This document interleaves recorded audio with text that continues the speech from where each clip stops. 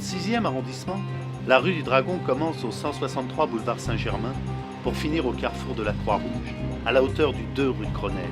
Elle fait 215 mètres de long et 12 de large. Baptisée rue du Dragon en 1808, elle portait le nom de chemin ou rue du Saint-Sépulcre ou des chanoines du Saint-Sépulcre, du nom de cette confrérie religieuse et militaire qui, dès le XIVe siècle, habitait une propriété située non loin de là, dans la rue de Taranne, rue qui disparaîtra lors de l'élargissement du boulevard Saint-Germain.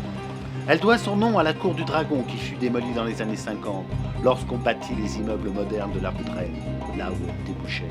Cette cour, construite en 1735, fut affublée d'une entrée monumentale au fronton de laquelle on sculpta un énorme dragon terrassé par Sainte Marthe, dont le nom avait été donné à une voisine. En juillet 1830, lors des Trois Glorieuses, elle servit de refuge aux premières bandes d'insurgés du Faubourg Saint-Germain. De même qu'en 1871, pendant la Commune, à l'autre bout de la rue, au carrefour de la Croix-Rouge, s'éleva une formidable barricade. Gaspard Monge, le mathématicien géomètre, créateur de l'école polytechnique, habita le 7 de la rue. Au 19, Jacques Copeau, le fondateur du théâtre du Vieux Colombier, y résida longtemps. Il y recevait souvent André Gide avec qui il collabora à la création de la Nouvelle Revue Française, dont il sera le premier directeur. Au 24, vers 1575, Bernard Palissy y eut sa demeure, mais n'y brûla aucun de ses meubles, comme l'aurait voulu la légende. Au 30, Victor Hugo habitait une mansarde, où il écrivit Hans d'Islande.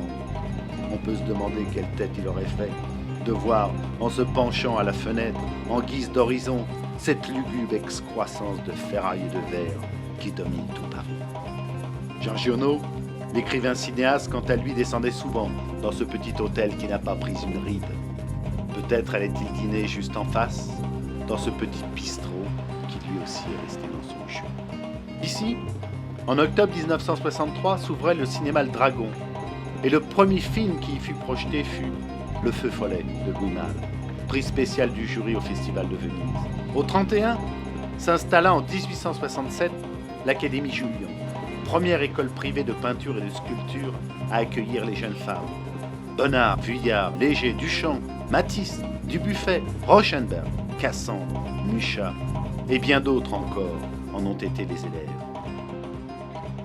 À l'angle de la rue de Grenelle subsiste sur l'immeuble d'angle un très joli dragon en fer forgé qui, aujourd'hui, fait face à un autre monstre installé celui-là en 1985, le centaure de César.